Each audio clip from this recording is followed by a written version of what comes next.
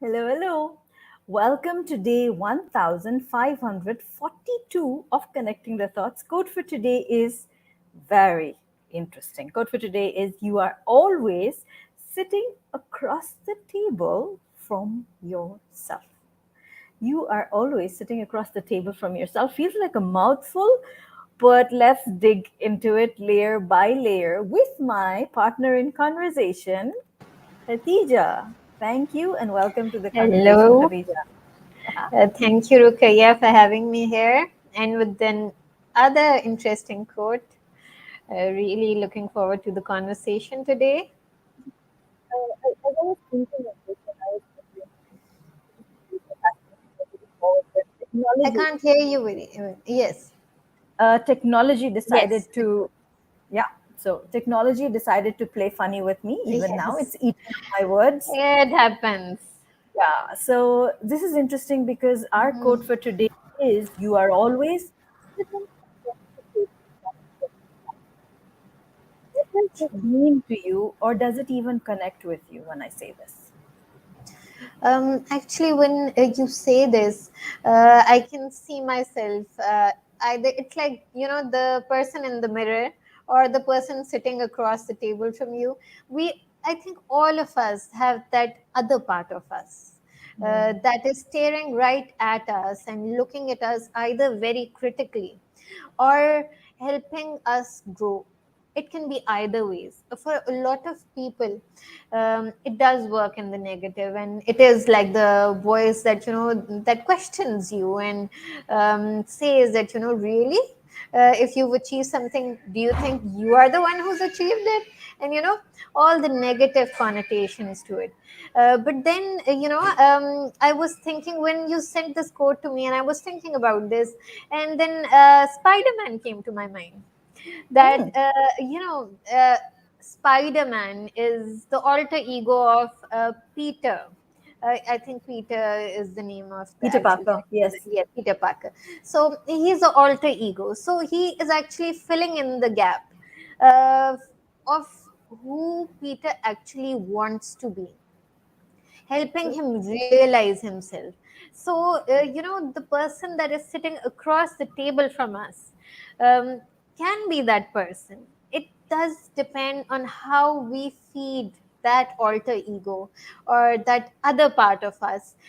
If we're constantly, feeding it the negative things, Hmm. then it will be the one questioning us, because at a subconscious level we are the one. Everything that we do, every action of ours, we do not realize it, perhaps, that maybe the words we've been using or anything that we've been doing, how a subconscious has been translating it. Hmm. So if it has been translating it in a negative way, I feel, then perhaps that is what we're hearing from the alter ego. It's doubting Perhaps. us. Perhaps. And what's your take on it, Rukaya? My take on it was more of when you sit across the table from anybody else. For instance, me talking to you in this moment, what if I could see a bit of myself in you? Yes. What if I could see the world also, another layer to it? What if I could see the world from your perspective? What if I could make that effort to have a conversation with someone else across the table and consider what is it that they are doing in this scenario, in this conversation? Why are they doing this? And what would I do? Or what if I was walking in their shoes? Yes. Taking it several layers. Now, for instance, while you were Yes. talking, i Yes. i heard a sound in the background. I think somebody fell. I heard. Yes, that was my daughter screaming. Yes. Yes, I picked that up. And in that moment when I heard the sound, I was like, does Khadija need to, leave? Should I ask her? Should I message her privately and ask her? It was like, it was almost like I was with you in the conversation and living the quote. Mhm. Hello, hello, Gopalan. So when I look at it from that perspective, that you're always sitting across the table from yourself, Mm. coming from a place of empathy for the person sitting across the table from you, understanding that they are governed by their model of their world, by their values. And if you could have that space or that understanding and awareness to kind of walk across the table and see the world from their perspective, and vice versa, how much more enriching would conversations be? That's what I was thinking of when I said this. Yes. That would then come, as you said, within empathy. And yes, uh, I think we would be a lot more forgiving if we saw things from that perspective. Because, a lot of times when we're communicating with someone, we come with our own lens, as you say. We do not come from the lens that, oh, what might this person be thinking? What context they're coming from? Is there something that's, if there's anger, where is the anger coming from? Where is the frustration coming from? Yes, if we start thinking from that lens, we would have deeper connections too, True. which we often don't nowadays, because we're so, actually, it's not to blame anybody also, because a lot of us are coming from our own context. We are so immersed in the noise from within us that we are not, there's no silence enough to hear the other person, True. um, to actually listen. And I like that you're saying silence, because again, I'm reminded of my silence retreat that I'm going to. Yes. So I think after so many conversations, I really feel it's important. It has been important for me to detox from the conversations, detox even from the roles that a person plays. For instance, for me, the role of the daughter, the mother, the wife, the coach, the speaker, the smile strategist, the whoever. So many layers to us. And then if you understand that the other person sitting across the table when you're having a conversation is also playing so many roles. So in that moment, in a particular moment, what is the role that they are playing? What is the conversation that they are having? How does it make a difference? Coming with an open mind, coming with an open heart. Like you said, we are so full of negativity sometimes that we are translating a simple remark in a space of negativity, or we're taking it as an attack. We get defensive very quickly. But what if we came with more open heartedness? How different would Yes, that I think that would be different in a way, Ruqya, that we live with our own stories.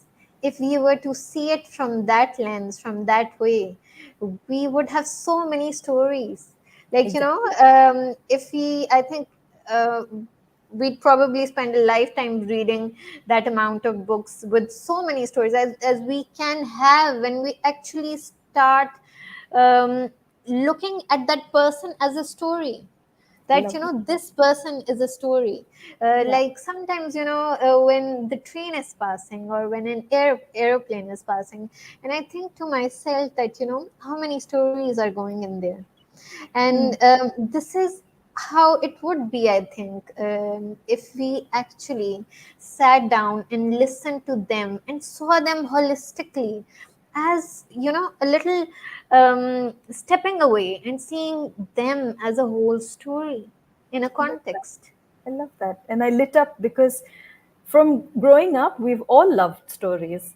We've all Yes. enjoyed listening to stories. So imagine if we met every person. I love the idea, Khatija, when if we met every person as if they were a story of their own sorts. So wouldn't that be so fascinating? And the amount of attention you will give to that person would be so different and so curious, right? Lovely. Yes. Um, Brilliant. We have Gopalan watching us all the way from Singapore. Thank you for joining us. He says, we often view who is sitting across the table from our own mental model, looking for alignment with our values and beliefs. That is for a like minded person. Absolutely. And we're always looking for that. And because you're all about grit coaches and bringing coaches together, I'm going to look at it from the coaching perspective. When I coach and I have a client, I always consider what is this client here to teach me about myself? Mm. What situation or challenge has the client brought to the table, and where is the client reflecting a bit of myself? What am I supposed to learn from this client? When you Mm. walk in with that level of, I mean, walk out of the conversation, not walk in with a clean Mm. slate, but walk out with that level of awareness. There's always something to learn, even as a coach in a coaching conversation. Of course. It's beautiful. It's always a learning process for the coach and for the coachee. Like I've always been at the coachee end of the spectrum. So, and my coaches have really been listening to me. So, in a lot of ways, empowering me as well, where I got to listen to my own self. And I think that's really powerful when you're listening to yourself out loud and in the presence of somebody. Then you tend to think more deeply into your own situation, as opposed to if you were sitting alone by yourself and it was just a monologue. Then you would go into it with a more fixed perspective. Hmm. But when you're with someone, because as you said, at some point we're thinking, where can this person relate with us in this story?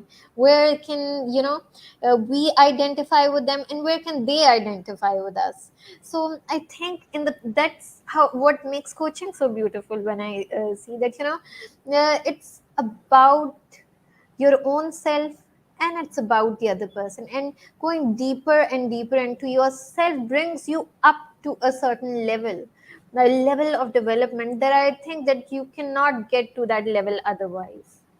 True. I love that. Thank you so much. In closing, Khadija, have you ever um, sat with yourself and been amused with the kind of conversations that you could have had in the moment with I yourself? Um, yes, it's never been amusing. It's always been very critical, highly critical. So Mm, I think that's how, unfortunately, it is. Unless, there have been times where I've shared a joke with myself, or, I found something amusing, and it's like with me and my other self that mm, we enjoy. So I think there are moments of that, but those moments of amusement are more on the superficial level, because as we delve deeper, we tend to become more critical and holding ourselves at higher standards. So mm, I think that's where we actually need to work, and um, that is the level where we are giving that negative self talk. We need to give ourselves grace, and that is the place where we need to relax a bit and identify that there's a negative thought, an idea, and a conversation with ourselves, and we're holding ourselves to accountable, really, on accountability. So we need to stop here and see it from another person's perspective. true. Would they judge us as critically? Are we being fair to ourselves? So I think if we do that, then our other self sitting across the table might actually begin to empathize with us too, I and love that. create I a more positive environment, I think. love it. I love it. So brilliant. What I'm hearing is empathy. What I'm hearing is kindness. What I'm hearing is being non judgmental of ourselves and being more aware. So, on that note, I feel that today's affirmation with using the power of I am should be I am aware. It takes a level of awareness to realize that, yes, if when you're sitting across the table from your own self, how critical you can sometimes be, and when that needs to be stopped, and when you need to be gracious with yourself, as you rightfully said, Khatija. Thank you. So I am aware. In comments, guys, if this has been of value to you, give the video a like, share it with people, because you need to understand that you are always sitting across the table from yourself. Thank you, Gopalan. Thank you for joining us, everyone, on the live and later. The link to my 21-day program, mastermind program, where you build habits of success, is in there. Register now for early bird discounts. And if you haven't subscribed already, subscribe. As I said, share. Thank you, Khadija, for your time. Thank you. And until tomorrow, keep smiling, keep shining, stay safe, and thank you for connecting Bye the thoughts bye. with me. Thank you so, so much. Bye.